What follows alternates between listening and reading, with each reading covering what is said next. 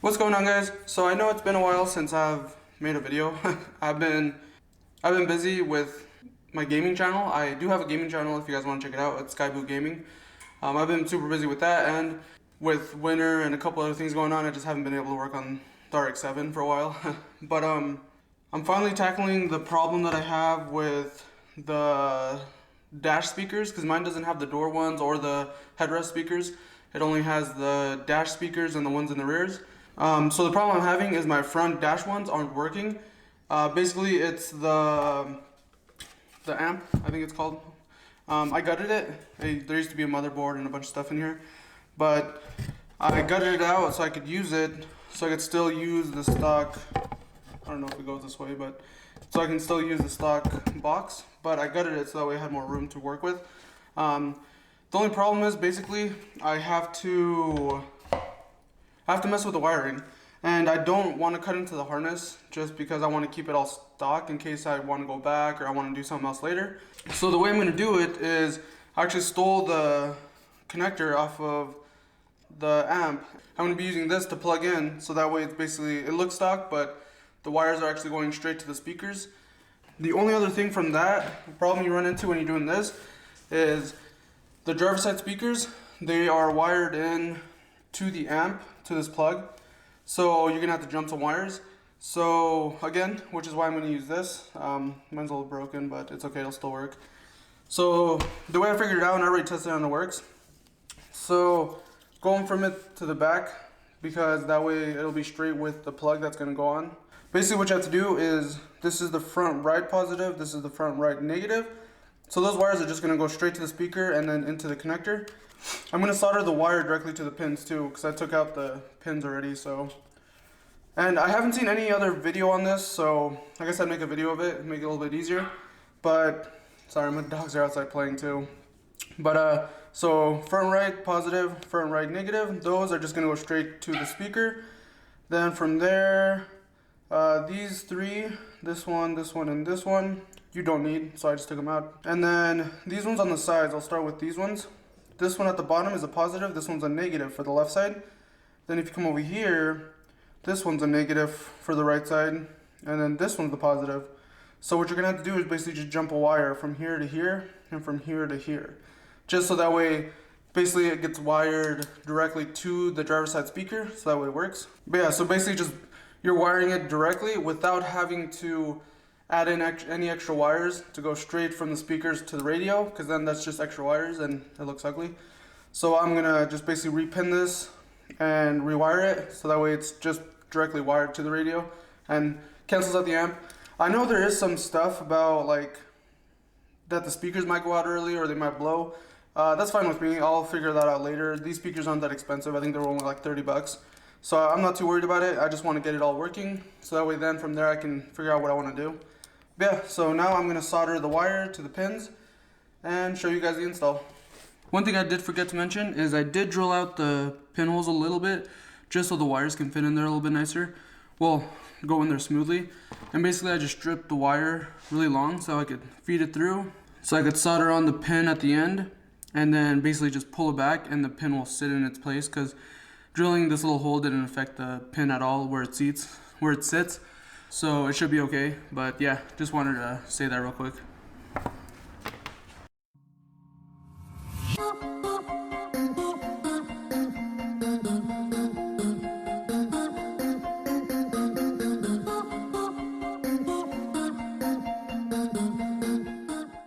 Okay, so it's all done. So I got the two that are supposed to go to the speaker, and then these two that are just jumping each other. Well, this one jumping from this one jumping from this one. Red and black, just so that way you can tell which one's positive, which one's negative. Don't mind the burnt, I heated this one up too quickly. But it pinned out pretty good. I actually didn't end up soldering them. I ended up pushing the pins in with the wires in there and just smashed it all together. And it's a pretty tight fit, it's pretty good, no wires are touching, no nothing. The pins are a little crooked, just a little bit, but I think that should be okay. I think the connector will line them up. So let's mount it all together and try it out. Okay, so I mounted it to this plate. I 3D printed this. When you take it apart, just remember, try to keep these little screws. They're really tiny. They're super tiny. You could probably find them in the hardware store, but it makes it easier just keeping them. So I made the special plate. It has a little window for the wires to go in. Some of the wires kind of poking out or like exposed, but I think that should be okay. Nothing's touching at all. So I'm pretty sure it should be okay. But then from here, it's gonna slide right into here, just like that. It'll mount up on the existing thing, and then I'll use this cover to cover it up like that. So yeah, it makes it a lot easier.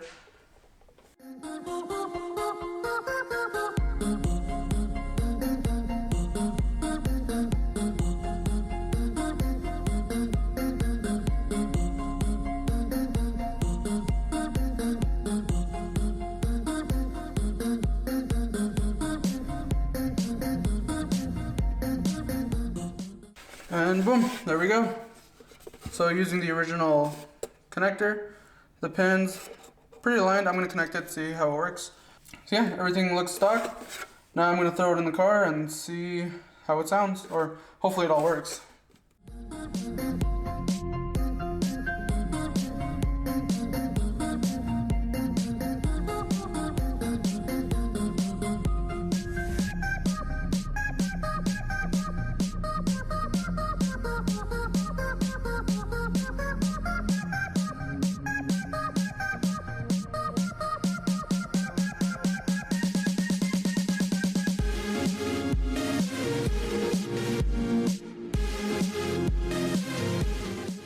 Okay, so my camera died, but yeah, I plugged everything in, the speakers are all working, everything's perfect. Now the front ones are working finally. Now another thing is these back covers for the trunk latch basically, there's two of them. They don't do so well. They really degrade away, and the problem I have is no one makes them anymore. Well, I can't find them. So what I basically did was I made my own. I 3D printed some, and they came out pretty good.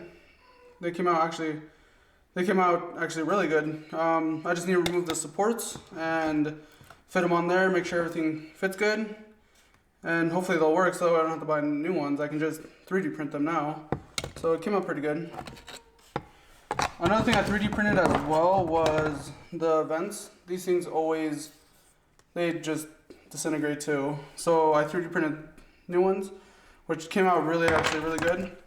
Only problem is these ones don't have the notches that the original ones do. So I gotta cut those in, or if that doesn't work, then I gotta try to mess with this design and put the notches in myself. I'm pretty sure I'm just gonna cut them first and see if it works. If it doesn't, then I'll try the other way. But yeah, so now I'm gonna cut away at these supports real quick and fit them up.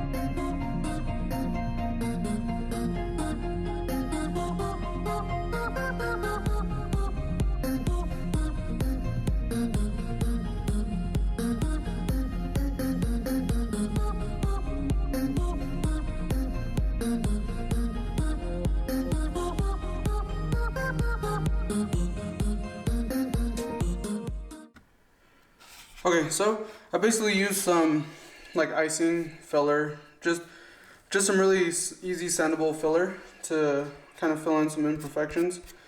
It's not perfect, but I mean a lot better than it was before.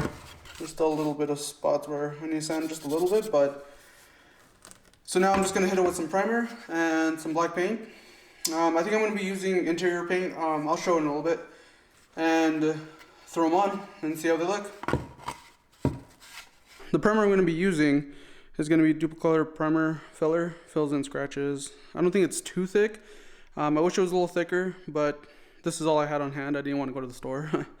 So I'm gonna use that first, then I'm gonna sand it with like 400 grit to smoothen it all out. Then I'm gonna finish it off with vinyl and fabric. I don't necessarily need to use this, I just know it's a flexible finish, so I guess it'll be better in case like these tend to heat up more or flex. But anyways, this will just be a little bit better.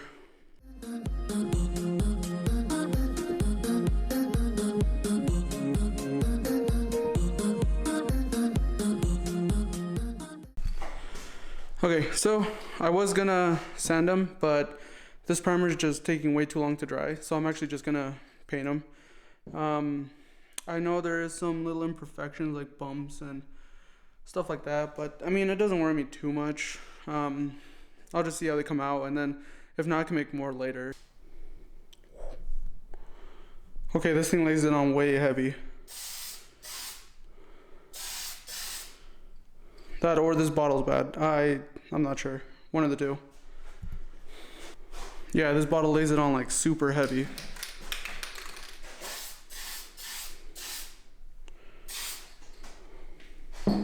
Good enough. Okay, so now I'm gonna install them. They came out pretty good. Way shiny. You can tell that it's 3D printed just because of like, you can see the lines. I could have filled it in better. I could have sanded it more, but this was kind of just a test run just to see how good they are. So I'm gonna install them, and maybe later I'll make more of them.